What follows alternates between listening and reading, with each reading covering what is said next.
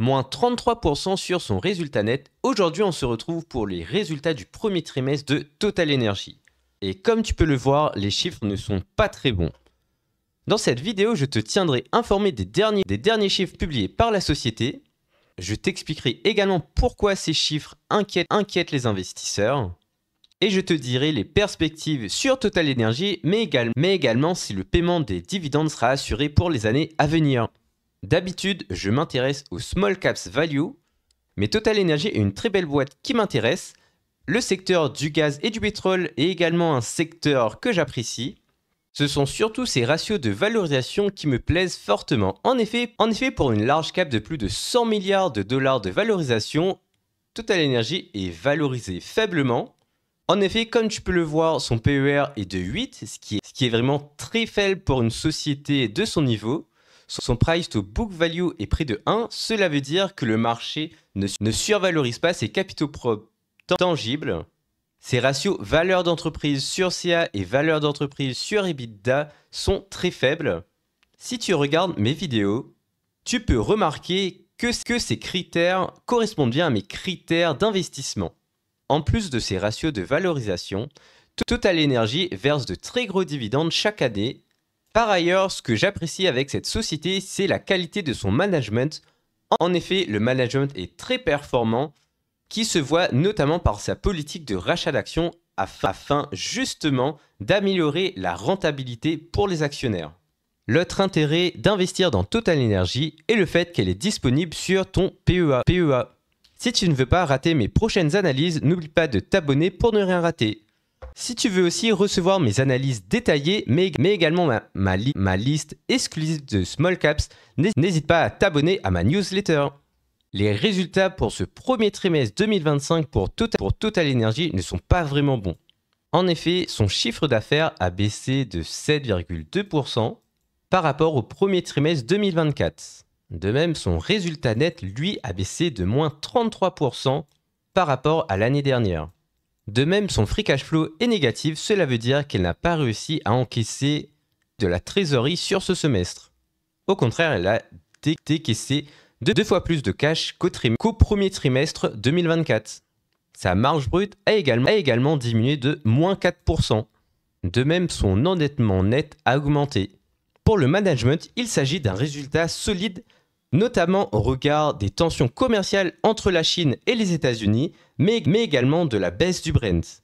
En effet, le Brent a baissé de 9% comparé à l'année dernière.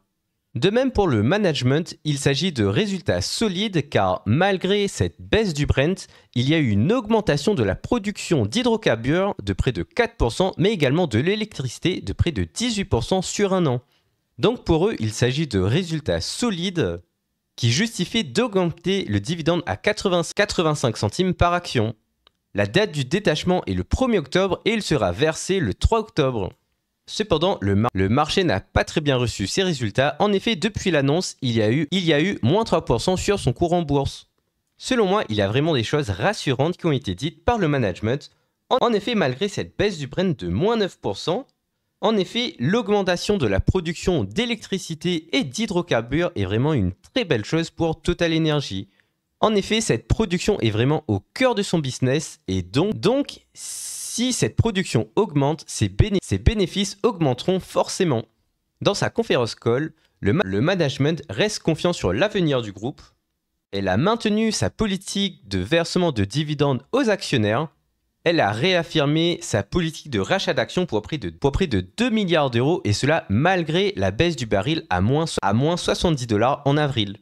En effet, le management a affirmé que malgré une baisse du Brent qui pourrait passer de 70 à 65 ou 60, il y aura quand même un rachat d'actions pour 2 milliards d'euros. Et cela même si temporairement, il faut augmenter le taux d'endettement de Total Energy. De même, le management a rassuré les actionnaires. En effet, il ne faut pas s'inquiéter de l'augmentation de la dette de Total Energy. Le programme de rachat d'actions, mais également l'objectif de redistribution de 40% du cash flow est maintenu, et cela même s'il faut avoir recours à de l'endettement. La hausse des tarifs douaniers pourrait augmenter le business de Total Energy. Cependant, le conseil d'administration ne veut pas surréagir à ces annonces. et reste confiant sur l'avenir. À l'heure actuelle, il y a un projet solaire aux États-Unis qui sera mis en stand-by si les tarifs sont appliqués. Voilà dans les grandes lignes les résultats du T1 de Total Energy. Selon moi, ces résultats ne sont pas très bons, mais pour une société cyclique comme Total Energy est dépendante de la géopolitique et des conflits, mais c'est normal que le cours de Total Energy varie à cause de cette instabilité politique et de la géopolitique actuelle. En effet, il faut avoir conscience que les boîtes du secteur pétrolier sont très sensibles à la géopolitique. Pour moi, il s'agit d'une belle boîte qui verse des dividendes réguliers et qui fait preuve d'une très grande qualité. Merci d'avoir regardé la vidéo. Si elle t'a plu, n'hésite pas à liker, à t'abonner et à la partager à tes proches. Si tu veux avoir mes analyses en version papier, n'hésite pas à t'abonner à ma newsletter. Si tu veux commencer à investir, n'hésite pas à utiliser le lien en description pour ouvrir ton compte titre et avoir accès à l'ensemble des places boursières via DEGIRO.